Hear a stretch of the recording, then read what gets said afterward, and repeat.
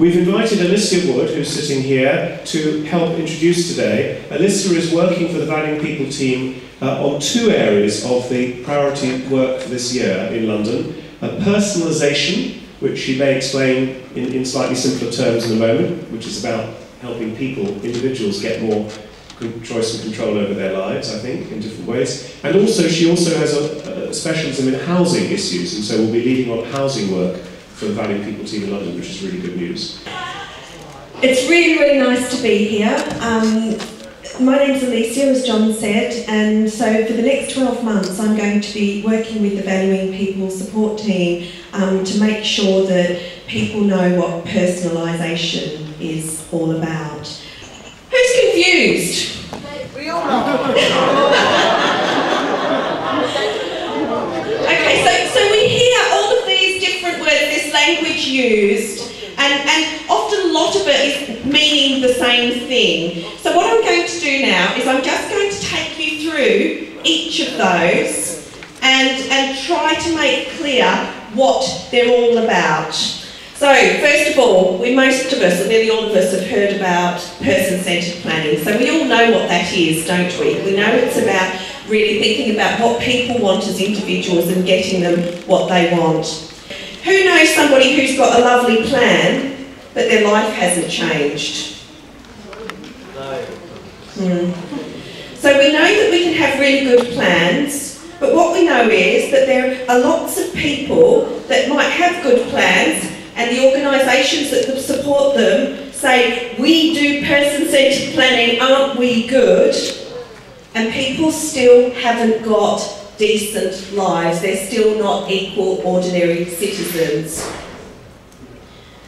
So we know that whilst this isn't a problem with person-centred planning in itself, person-centred planning is good, it hasn't really changed things for people as it should.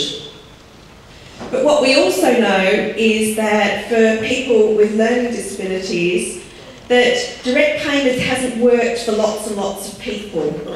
And that's mainly been because things like people don't think that people with learning disabilities can take control of their lives. They don't get offered direct payments.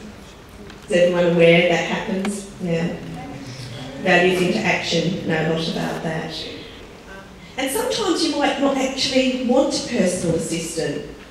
Maybe you want something like, if you want to go to a football match, maybe you'd rather have a football fan go with you to a football match and pay them to do it, or buy them a ticket to the football with your money.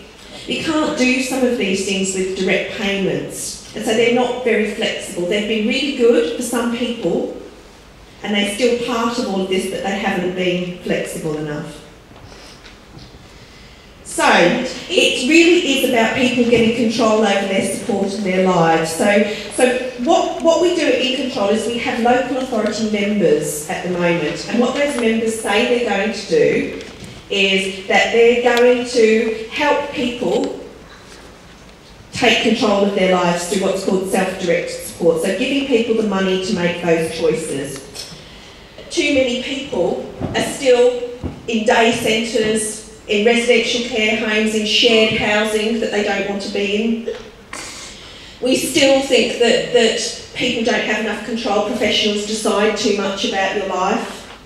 And we still think that people don't choose how they get support. Even if an organisation says we're person-centred, people don't have enough choices. So what we're saying is if people have got money up front, you choose. You choose whether you go to a provider, you choose the provider. You choose whether you want to just employ your own staff. You choose whether you want to pay a friend or family member to do something to support you. You choose whether you want to buy equipment, whether instead of a support worker, if you want to get fit, you employ a personal trainer.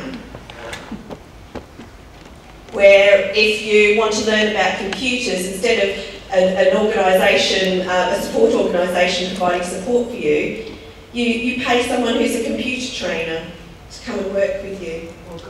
You start to think about different ways of doing things. If you want to buy equipment, There were lots and lots of stories about this.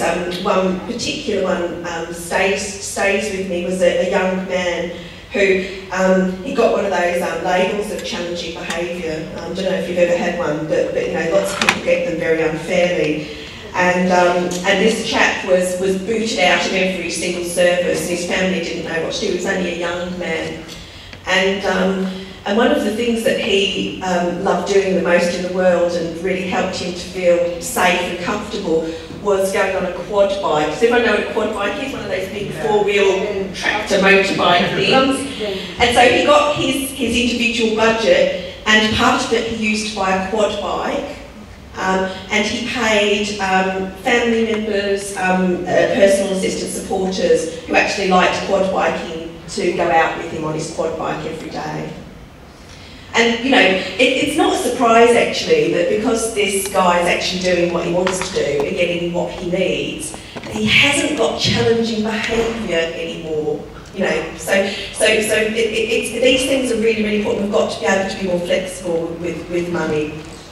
This isn't just about giving people the money and just paying providers and people getting the same things that they've always had. This is about giving people the money and making sure that they are able to use that money if they choose to become citizens and do things in different ways. Okay?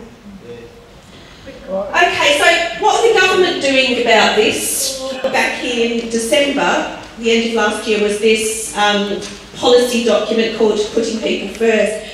Did anyone notice it was only about 5 pages? It was the shortest policy document that I've ever seen, and it said kind of the same things that I was just saying, you know, about that councils really need to be doing this, giving people the money and letting them choose. What they're saying, though, isn't entirely clear, but it says that all councils should be giving people a personal budget. Did you hear the name change from individual budget to personal budget? Same thing, the name's changed, okay? But by 2011. So you as leaders on your partnership boards need to be saying, what are you doing to make this happen by 2011? This is only 3 years away. So they want to see them have a good start by 2011. So those are the questions that you need to be asking. Thank you very much, Alicia. I think hopefully that helps set the scene. It's a lot of questions. Yes, thank you very much. This is going to be with us all day, and I think I would suggest